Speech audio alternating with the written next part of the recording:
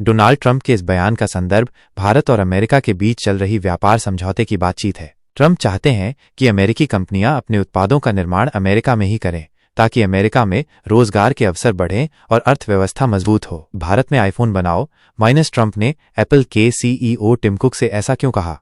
America के पूर्व राष्ट्रपति डोनाल्ड ट्रंप का यह बयान उनके अमेरिका फर्स्ट की नीति का एक महत्वपूर्ण हिस्सा था। वो अमेरिकी कंपनियों को ये कहकर प्रोत्साहित करते थे कि वे अपने उत्पादन संयंत्रों को अमेरिका वापस लाएं। उनका मानना था कि विदेशों में उत्पादन करने से अमेरिका में रोजगार के अवसर कम होते हैं और अमेरिकी अर्थव्यवस्था को नुकसान पहुंचता है।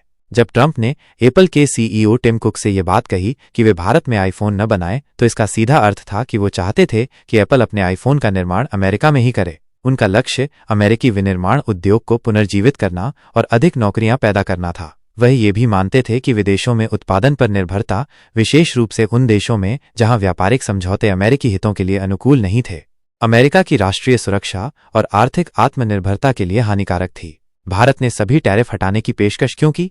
ट्रंप ने कहा कि भारत ने अमेरिका से आयात किए जाने वाले उत्पादों से सभी टैरिफ हटाने की पेशकश की है। उन्होंने कतर की राजधानी दोहा में एक कार्यक्रम के दौरान बताया कि भारत सरकार ने एक सौदा पेश किया है जिसमें वो मूल रूप से हमसे किसी भी तरह का टैरिफ न वसूलने को तैयार हैं। भारत की यह पेशकश दोनों देशों के बीच व्यापार समझौते को अंतिम रूप देने के प्रयासों का हिस्सा थी। भारत और अमेरिका के बीच व्यापार संतुलन को लेकर कुछ मतभेद रहे हैं और अमेरिका चाहता था कि भारत अपने बाजारों को अमेरिकी उत्पादों के लिए अधिक खोले और टैरिफ कम करे। टैरिफ कम करने या हटाने से अमेरिकी उत्पादों को भारतीय बाजार में अधिक प्रतिस्पर्धी बनाने में मदद मिलेगी, जिससे अमेरिका के लिए भारत को निर्यात बढ़ाना आसान होगा। भारत ऐसा करके अमेरिका के साथ अपने व्यापार संबंधों को बेहतर बनाना चाहता था और व्यापारिक तनाव को कम करना चाहता था।